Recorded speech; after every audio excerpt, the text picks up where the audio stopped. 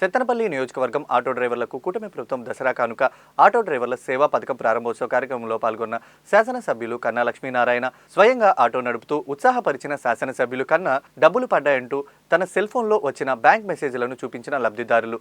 సత్తెనపల్లి నియోజకవర్గంలోని 1266 మంది లబ్ధిదారులకు 1,95,90,000 రూపాయల చెక్కులను అందజేసిన శాసనసభ్యులు కన్నా.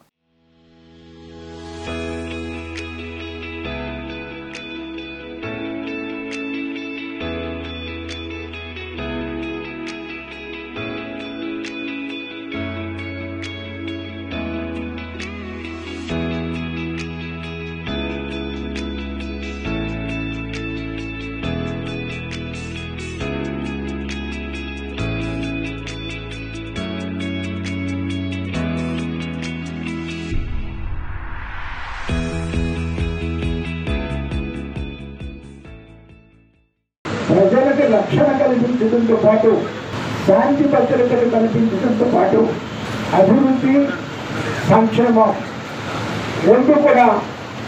రెండు కళ్ళతో ఈ రాష్ట్ర ప్రభుత్వానికి ఈ డబుల్ ఇంజిన్ సర్కార్ ముందుకు తీసుకెళ్తున్నటువంటి విషయం మీరంతా గమనిస్తూనే ఉన్నారు. ప్రభుత్వం అధికారంలోకి రావడంతోనే ఏదైతే 4,000 రూపాయలు పెన్షన్ ఇస్తామని చెప్పేసి ఎన్నికల ముందు సూపర్ సిక్స్లో చెప్పామో అధికారంలోకి వచ్చిన రోజు నుంచే 4,000 రూపాయల పెన్షన్ ఇస్తున్నటువంటి మాట మీ అందరికీ తెలిసిందే. సంక్షేమ కార్యక్రమాలు అయితే అభివృద్ధి కార్యక్రమాలు మరి రాష్ట్రంలో అన్ని గ్రామాల్లో కూడా ఈ 15 మాసాల్లో గ్రామంలో 25 లక్షల నుంచి 50 లక్షల వరకు కూడా పనులు జరిగినటువంటి మాట మేము చూస్తూ ఉన్నాం. ఆటో డ్రైవర్ల సేవలో కూటమి ప్రభుత్వం ఇది ఎన్నికలకు చెప్పినటువంటి మాట కాదు. ఫ్రీ శక్తి ప్రోగ్రాం అమలు చేసినప్పుడు మరి ఆటో డ్రైవర్లు ఆటో ఓనర్లు బాగా ఇబ్బంది పడుతున్నారు.